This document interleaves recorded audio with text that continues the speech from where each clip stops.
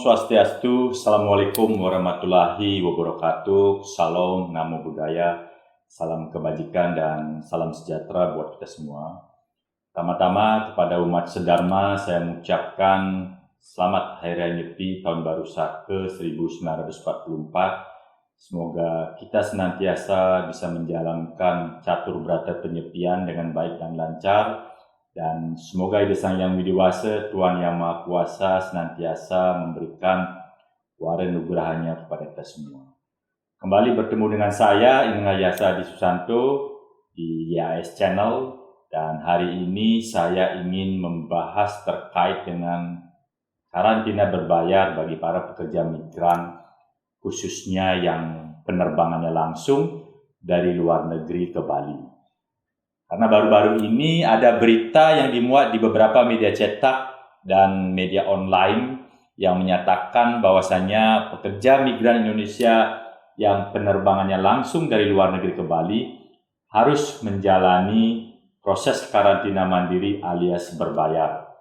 Pernyataan tersebut disampaikan oleh Sekretaris Penanganan COVID-19 Provinsi Bali, Made Rentin. Dia menegaskan bahwa jika PMI masuk lewat Bali, yang bersangkutan masuk kategori wisata dan mereka harus menjalani karantina di hotel dengan biaya mandiri. Ya, pernyataan Made Rentin tersebut sangat membingungkan karena PMI yang datang dari luar negeri dan tiba di Jakarta justru dilakukan karantina dengan biaya yang dibiayai oleh negara. Saya perlu menjelaskan bahwasannya tidak semua perusahaan yang bekerja PMI-nya bekerja di luar negeri dan juga termasuk karyawan yang bekerja di kapal pesiar membiayai kru ataupun pekerjanya yang memang telah habis masa kontraknya untuk proses karantina di negara mereka masing-masing. Jadi tidak semua perusahaan tersebut mau membiayai kru mereka yang selesai kontrak mereka dan sign off dan harus menjalani karantina tersebut. Jadi sudah bagus apa yang dilakukan oleh pemerintah dalam hal ini ketika pekerja migran Indonesia yang datang dari luar negeri kemudian melakukan proses karantina di Jakarta, khususnya di Wisma Atlet, dan dibiayai oleh negara karena mereka itu khususnya bagi PNI dan mahasiswa pelajar yang menyelesaikan pendidikan mereka, sebenarnya biaya yang untuk karantina tersebut adalah dibiayai oleh negara. Namun seolah punya standar ganda, justru di Provinsi Bali yang kedatangan PMI-nya langsung karena sudah ada penerbangan langsung dari luar negeri ke Bali, justru tidak mau melakukan hal yang sama seperti apa yang dilakukan di Jakarta. Kalau PMI yang penerbangan mereka dari luar negeri dan mendarat di Jakarta kemudian dibiayai oleh pemerintah, akan ditanggung oleh negara. Tetapi tidak demikian yang datang langsung dari luar negeri dan karantina di Bali. Dan ini tidak ditanggung oleh negara. Kenapa ada perbedaan? Bukankah mereka sama-sama pekerja migran Indonesia? Jadi ini sangat membingungkan. Jadi PMI yang langsung datang dari luar negeri ke Bali dianggap sebagai wisatawan. Sedangkan yang tidak, yang datangnya langsung dari Jakarta, misalnya dari luar negeri ke Jakarta, tidak dianggap sebagai wisatawan. Jadi ini sungguh membingungkan dan di luar logika berpikir kita semua.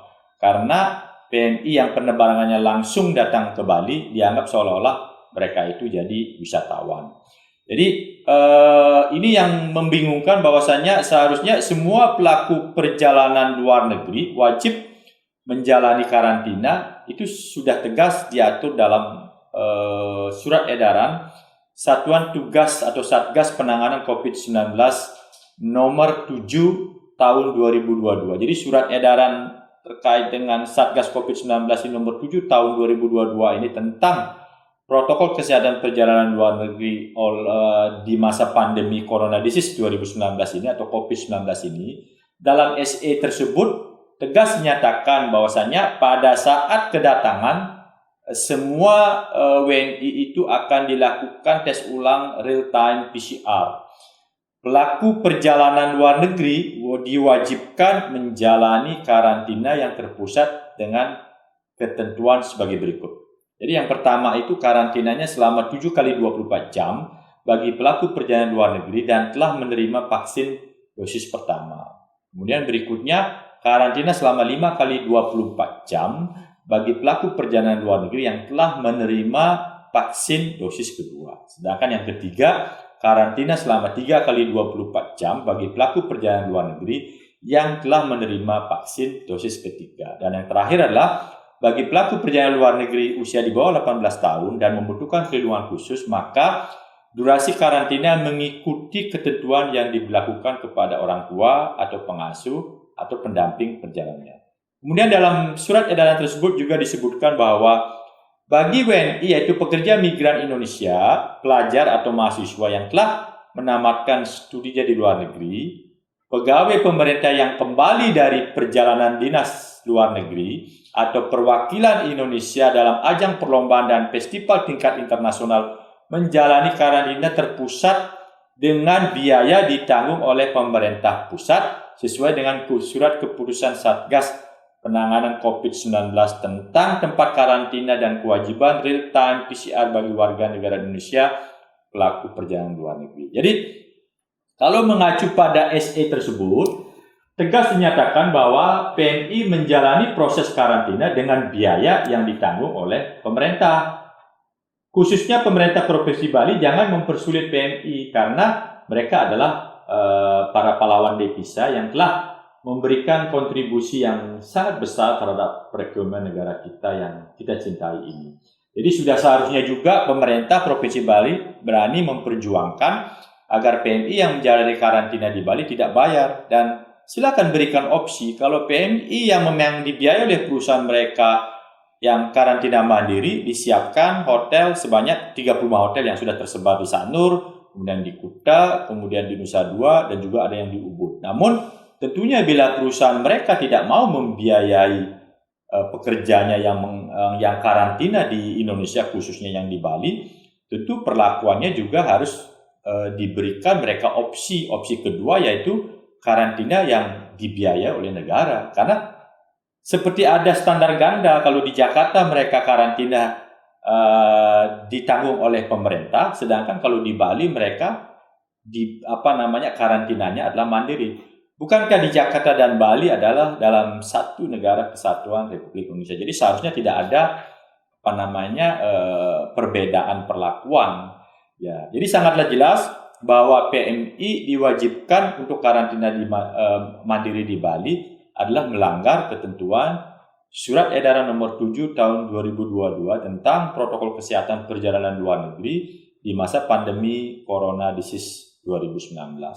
Demikian sekilas yang bisa saya sampaikan, dan harapan saya sih pemerintah Provinsi Bali segera berkomunikasi dengan pemerintah pusat dan sampaikan kepada mereka bahwasannya karantina di Bali itu juga wajib dibiayai oleh negara, dan pemerintah Provinsi Bali harus berani fight, khususnya Gubernur Bali. Jangan hanya menerima saja apa yang telah diputuskan, kebijakan-kebijakan yang telah diputuskan oleh pemerintah pusat. Karena setiap keputusan yang diambil itu harusnya pro terhadap rakyat.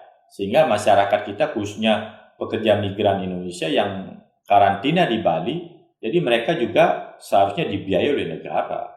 Bagaimana kita membayangkan PMI yang telah meninggalkan keluarganya misalnya selama setahun di masa pandemi ini, kemudian mereka mendapatkan gaji, dan gajinya pun tidak 100% yang seperti sedia kala. Misalnya contoh pekerja migran yang bekerja di kapal pesiar, mereka tidak dapat 100% gaji seperti yang sebelum pandemi. Ya, karena tamunya juga belum penuh, tamunya juga belum full, sehingga PMI ini ya paling tidak membawa uang ya 50% lah dari apa yang seharusnya dia dapatkan sebelumnya 100%, dan sekarang ketika mereka pulang, mereka harus membayar biaya karantina ini. Ini kan sangat tidak masuk akal. Karena kalau mereka di Jakarta misalnya penerbangannya langsung ke Jakarta, di sana disiapkan tempat karantina di Wisma Atlet dan mereka tidak bayar, tetapi anehnya ketika kru atau PMI itu yang datang dari luar negeri karena sudah ada penerbangan direct ke Bali,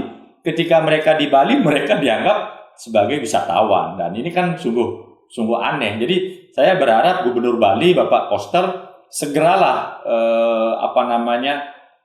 berkomunikasi dengan pemerintah pusat dan perjuangkan para pekerja migran Indonesia, karena mereka adalah para pahlawan devisa. Dan saya yakin kalau memang gubernur mau fight, jangan hanya menerima saja apa yang telah diputuskan. Ini keputusan yang tidak masuk akal, dan alasannya adalah mereka seolah-olah wisatawan. Loh, kan bisa dicek ketika mereka datang, mereka kan bawa surat. Ya, ada sign off letter, kemudian cek buku pelautnya kalau dia pelaut. Kemudian kalau dia misalnya pekerja migran Indonesia bekerja di darat, pasti punya dia kan surat keterangan bahwasanya dia sudah selesai bekerja. Jadi mereka itu sebenarnya tidak etis diperlakukan sebagai wisatawan, sehingga mereka harus bayar biaya karantina. Jadi ungkapan saya ini juga saya sampaikan karena ada banyak sekali kru berkomunikasi dengan saya. Mereka komplain, kenapa saya harus bayar biaya untuk karantina ini, sedangkan teman saya di Jakarta mereka nggak bayar. Ya itu, jadi bayar, ada yang bayar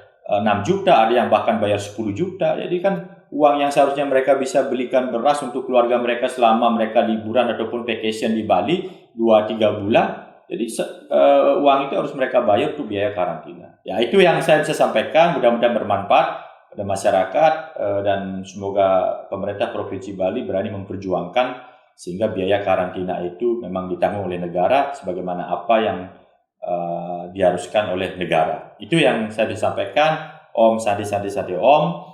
Berjayalah pekerja migran Indonesia. Terima kasih.